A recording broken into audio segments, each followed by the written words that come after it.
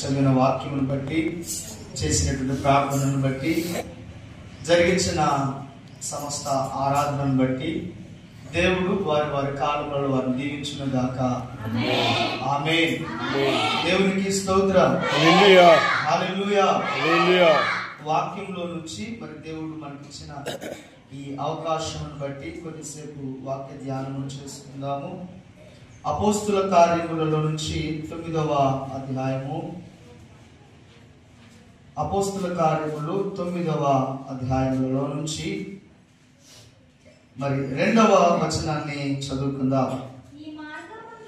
ఈ మార్గమందున్న పురుషులనైనను స్త్రీలనైనను కనుగొనిన ఎడల వారిని బంధించి యెరూషలేమునకు తీసుకుని వచ్చుటకు దమస్కులోని పత్రికలిమ్మని అడిగాను. దేవునికి స్తోత్రం. హల్లెలూయా. చిన్న ప్రార్థన చేసుకుందాము.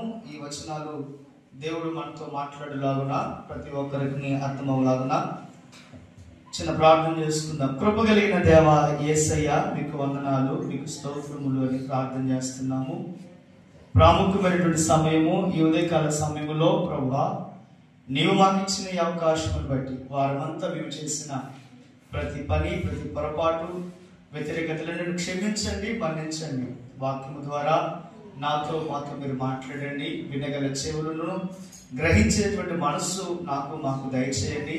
కేవలము మీ నామము మాత్రమే మహిమపరచబడాలి. మీ చిత్తం మాత్రమే అయా మా ఎడల జరిగించమని మా ప్రియుడు రక్షకుడు యేసుక్రీస్తు నామం పేరిట అడిగి వేడుకుంటూ ప్రార్థిస్తున్నాను పరమ తండ్రి. దేవునికి స్తోత్రం. హల్లెలూయా. ప్రియులారా, చదవబడినటువంటి ఈ వచనంలో ఈ మార్గమందున్న పురుషులనైనను స్త్రీలనైనను కనుగొనిన ఎడల వారిని తీసుకుని వచ్చి బంధించండి అనేటువంటి ఒక పత్రిక మన మధ్యలో చలామణి కావాలి అనేటువంటి మాట మనం చదువుతా ఉన్నాం. ఏ మాట అంటే చెప్పండి, ఈ దారిలో నడిచేటువంటి ఆ స్త్రీలనైనను పురుషులనైనను మీరెవరైనా కనుగొంటే, మీరెవరైనా చూస్తే వారిని వెంటనే బంధించండి అనేటువంటి ఒక పత్రిక అనేకులకు పంచి పెడుతున్నట్లుగాను, లేకపోతే పత్రిక సంబంధించిన విషయాలను మనం చూస్తున్నాం. ఒకసారి గమనిద్దాము, అది ఏ దారి అని, లేకపోతే ఆ దారిలో ఎవరు నడవకూడదు, ఎవరు నడవాలి, ఎందుకు నడవకూడదు, ఎందుకు నడిస్తే వారిని ఎందుకు బంధించాలి, లేకపోతే ఈ పత్రికలు ఎవరు రాస్తున్నారు, ఎవరికి అందించడం